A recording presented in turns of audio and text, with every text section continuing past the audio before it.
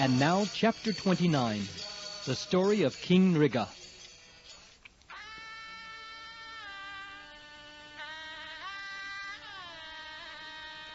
Once the family members of Lord Krishna, such as Samba, Pradyumna, Charubanu, and Gad, all princes of the Yadu dynasty, went for a long picnic in the forest near Dvorka. In the course of their excursion, all of them became thirsty, and so they tried to find out where water was available in the forest. When they approached a well, they found no water in it, but on the contrary, within the well was a wonderful living entity.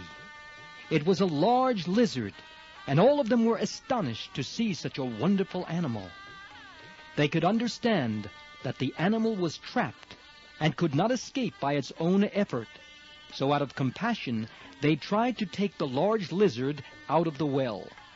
Unfortunately, they could not get the lizard out, even though they tried to do so in many ways.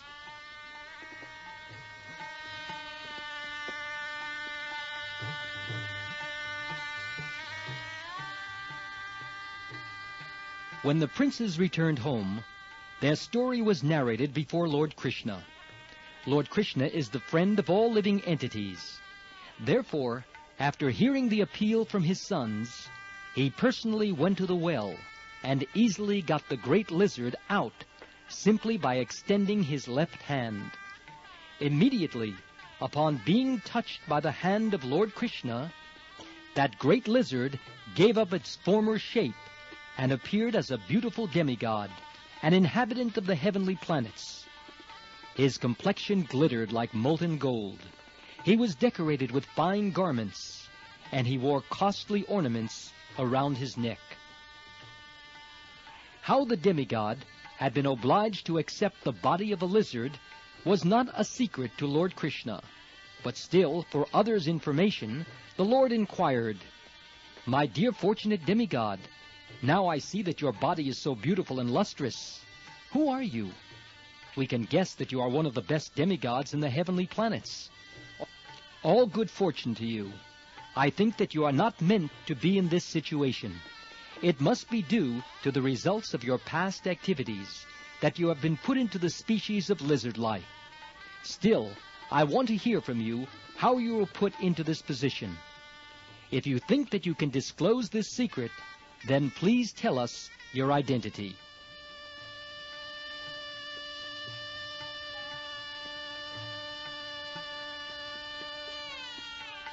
Actually, the large lizard was King Nrga, and when questioned by the Supreme Personality of Godhead, he immediately bowed down before the Lord, touching to the ground the helmet on his head, which was as dazzling as the sunshine. In this way, he first offered his respectful obeisances unto the Supreme Lord. He then said, "My dear Lord, I am the son of King Ikshvaku, and am King Nrga. If you have ever taken account of all charitably disposed men, I am sure you must have heard my name. My Lord, you are the witness. You are aware of every bit of work done by the living entities, past, present, and future. Nothing can be hidden from your eternal cognizance. Still, you have ordered me to explain my history, and I shall therefore narrate the full story."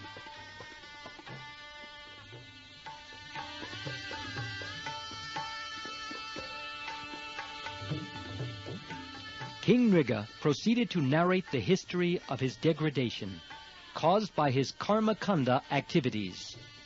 He was very charitably disposed, and had given away so many cows that he said the number was equal to the amount of dust on the earth, the stars in the sky, or the rainfall. According to the Vedic ritualistic ceremonies, a man who is charitably disposed is recommended to give cows to the Brahmins. From King Nrga's statement, it appears that he followed this principle earnestly.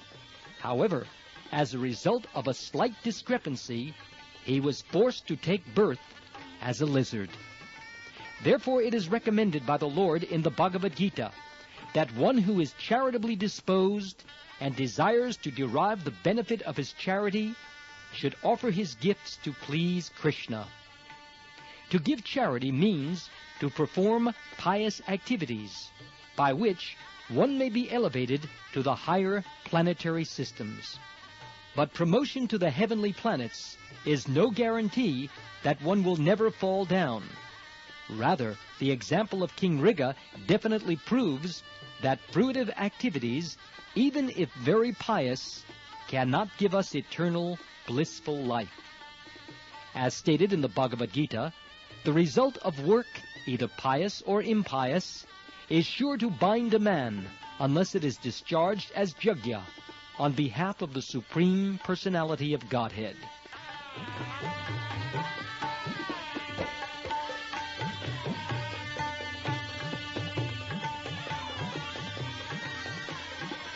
King Nrga said that the cows he had given in charity were not ordinary cows. Each one was very young and had given birth to only one calf. They were full of milk, very peaceful and healthy. All the cows were purchased with money earned legally. Furthermore, their horns were gold-plated. Their hooves were bedecked with silver plates, and they were covered with necklaces and with silken wrappers embroidered with pearls. He stated that these valuably decorated cows were not given to any worthless person, but were distributed to the first-class Brahmins, whom he had also decorated with nice garments and gold ornaments. The Brahmins were well qualified. None of them were rich, and their family members were always in want for the necessities of life. A real Brahmin never hoards money for a luxurious life, like the Kshatriyas or the Vaishyas, but always keeps himself poverty-stricken, knowing that money diverts the mind to materialistic ways of life.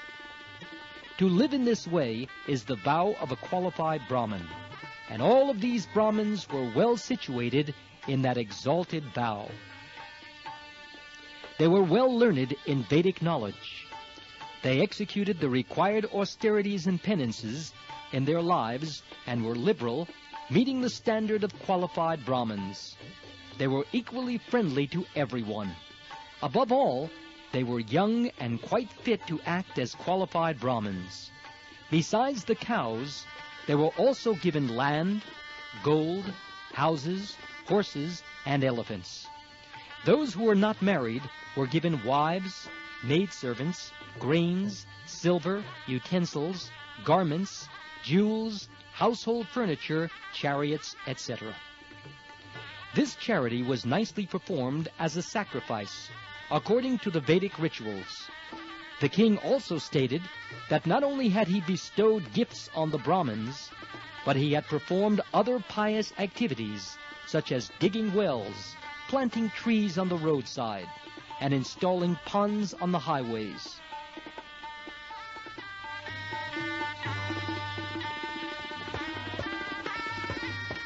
The king continued, "In spite of all this, unfortunately, one of the Brahmin's cows chanced to enter amongst my other cows.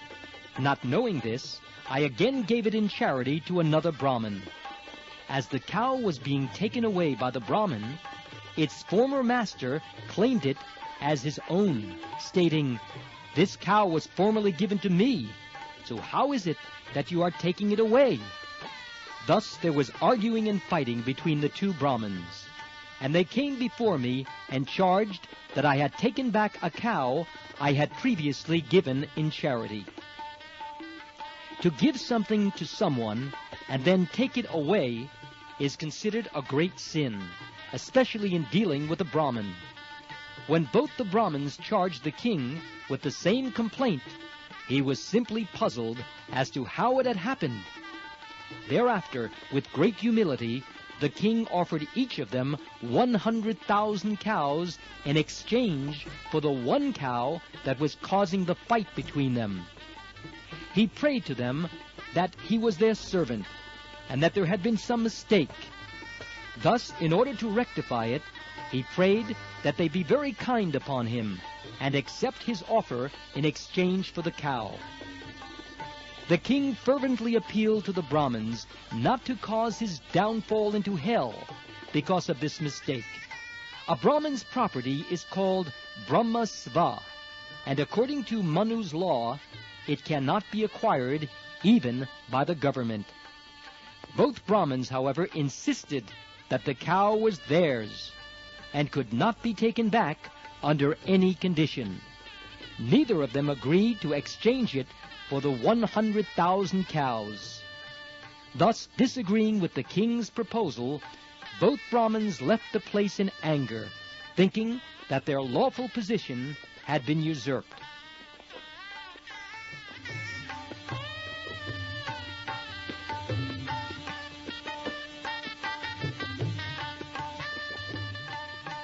After this incident, when the time came for the king to give up his body, he was taken before Yamaraj, the superintendent of death, who asked him whether he first wanted to enjoy the results of his pious activities or suffer the results of his impious activities. Yamaraj also hinted that since the king had executed so many pious activities and charities, the limit of his enjoyment would be unknown to him. There would be practically no end to the king's material happiness. But in spite of this hint, the king, bewildered, decided first to suffer the results of his impious activities, and then to accept the results of his pious activities. Therefore, Yamaraj immediately turned him into a lizard.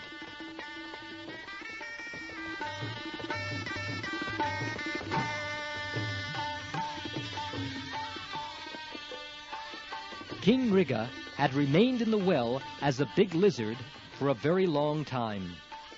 He told Lord Krishna, "In spite of being put into that degraded condition of life, I simply thought of you, my dear Lord, and my memory was never vanquished." It appears from these statements of King Nrga that persons who follow the principles of fruitive activities and derive some material benefits are not very intelligent. Being given the choice by the superintendent of death, Yamaraj, King Nrga could have first accepted the results of his pious activities. Instead, he thought it better first to receive the effects of his impious activities, and then enjoy the effects of his pious activities without disturbance. On the whole, he had not developed Krishna consciousness.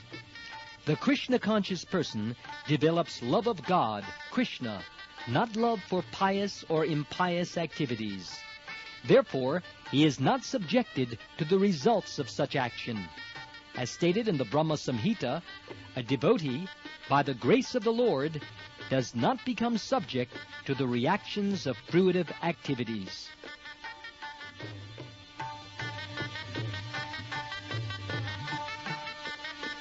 Somehow or other, as a result of his pious activities, King Nrga had aspired to see the Lord. He continued, "My dear Lord, I had a great desire that someday I might be able to see you personally. I think that my tendency to perform ritualistic and charitable activities, combined with this great desire to see you, has enabled me to retain the memory of who I was in my former life, even though I became a lizard." Such a person who remembers his past life is called Jati Smara. My dear Lord, you are the super soul seated in everyone's heart. There are many great mystic yogis who have eyes to see you through the Vedas and Upanishads. To achieve the elevated position of being equal in quality with you, they always meditate on you within their hearts. But although such exalted saintly persons may see you constantly within their hearts, they still cannot see you face to face. Therefore, I am very much surprised that I am able to see you personally. I know that I was engaged in so many activities, especially as a king.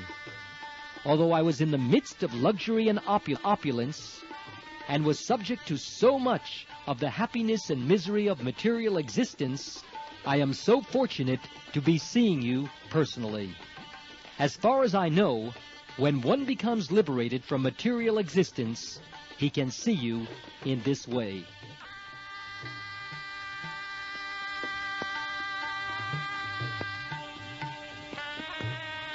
When King Nrga elected to receive the results of his impious activities, he was given the body of a lizard because of the mistake in his pious activities. Thus he could not be directly converted to a higher status of life, like that of a great demigod. However, along with his pious activities, he thought of Krishna, so he was quickly released from the body of a lizard and given the body of a demigod. By worshiping the Supreme Lord, those who desire material opulences are given the bodies of powerful demigods. Sometimes these demigods can see the Supreme Personality of Godhead face to face, but they are still not yet eligible to enter into the spiritual kingdom, the Vaikuntha planets.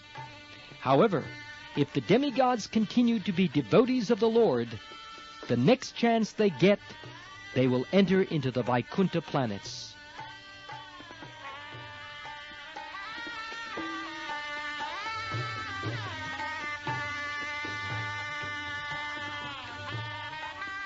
Having attained the body of a demigod, King Nrga, continuing to remember everything, said, "My dear Lord, you are the Supreme Lord, and are worshipped by all the demigods. You are not one of the living entities. You are the Supreme Person, Purushottam. You are the source of all happiness to all living entities. Therefore you are known as Govinda. You are the Lord of those living entities who have accepted material bodies, and those who have not yet accepted material bodies.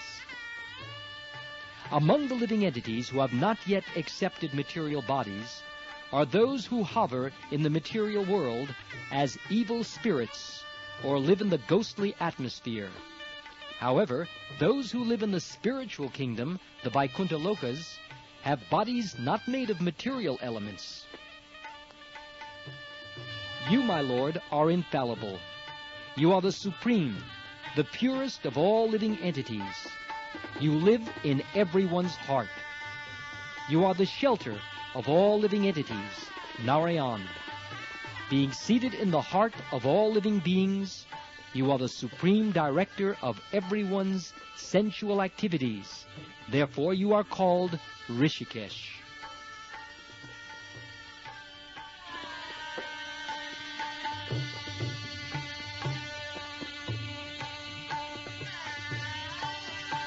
My dear Supreme Lord Krishna, because you have given me this body of a demigod, I will have to go to some heavenly planet.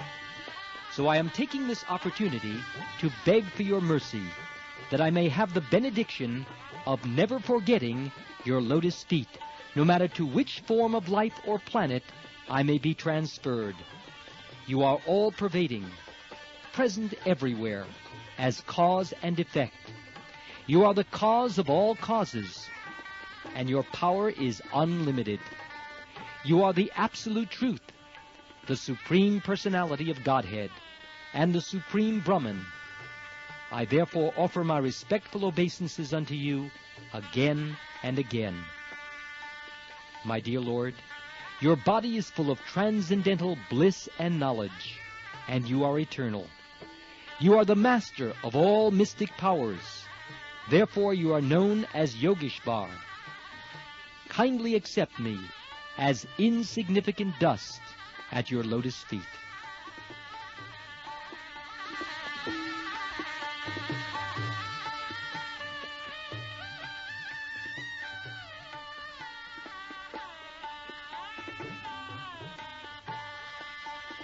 Before entering the heavenly planets, King Nrga circumambulated the Lord, touched his helmet to the Lord's lotus feet, and bowed before him.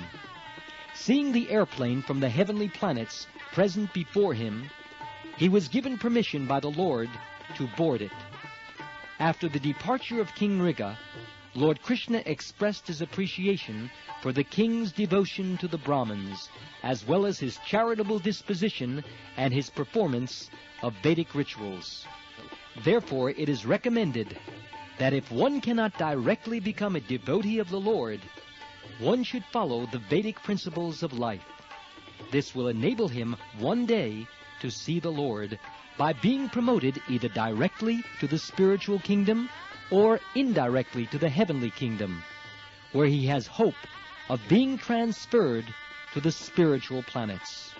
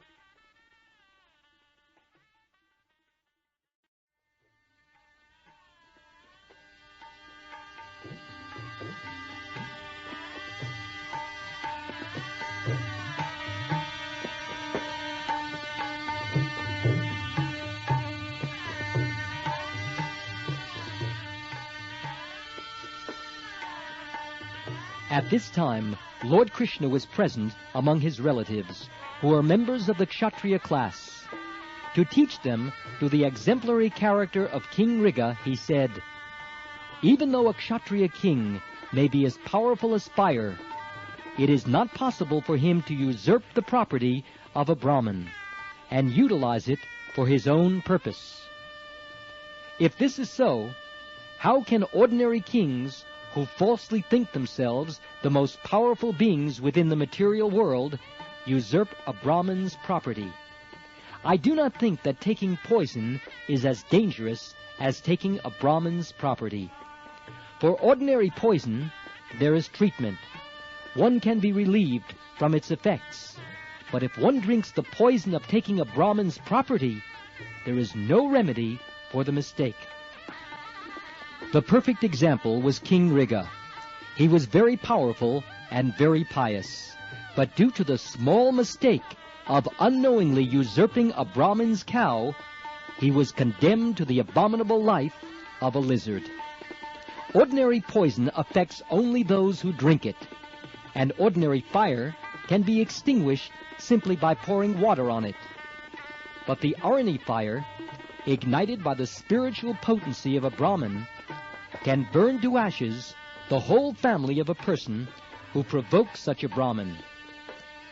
Formerly, the Brahmins used to ignite the fire of sacrifice not with matches or any other external fire, but with their powerful mantras called Arani.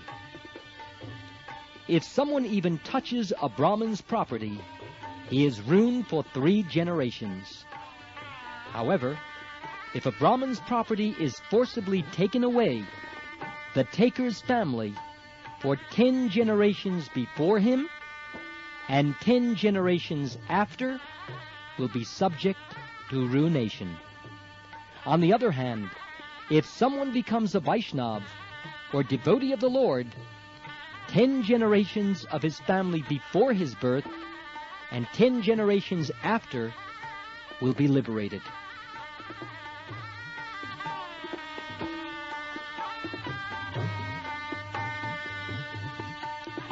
Lord Krishna continued, "If some foolish king who is puffed up by his wealth, prestige, and power wants to usurp a Brahmin's property, he should be understood to be clearing his path to hell. He does not know how much he has to suffer for such an unwise act.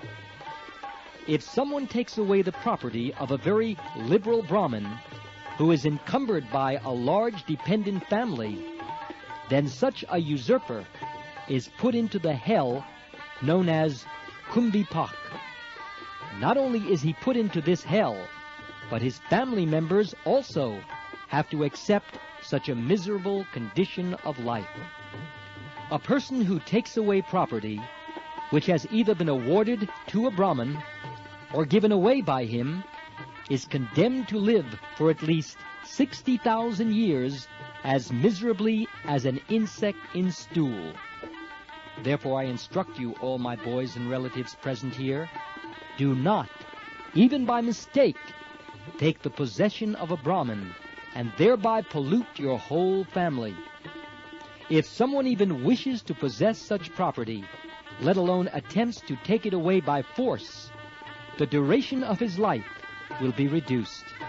He will be defeated by his enemies, and after being bereft of his royal position, when he gives up his body, he will become a serpent, giving trouble to all other living entities.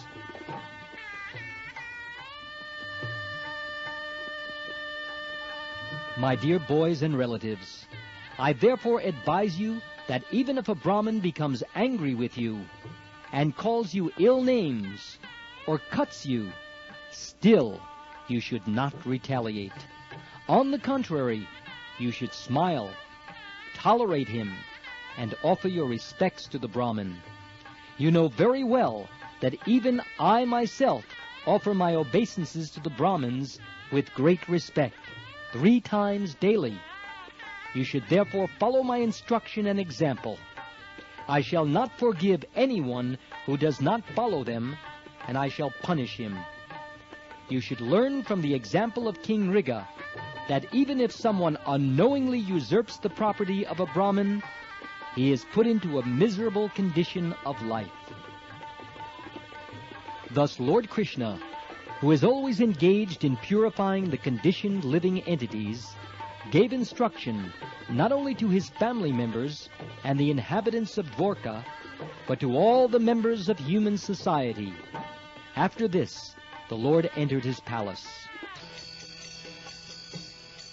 Thus ends the Bhaktivedanta purport of the 2nd volume, 29th chapter of Krishna, the story of King Nrga.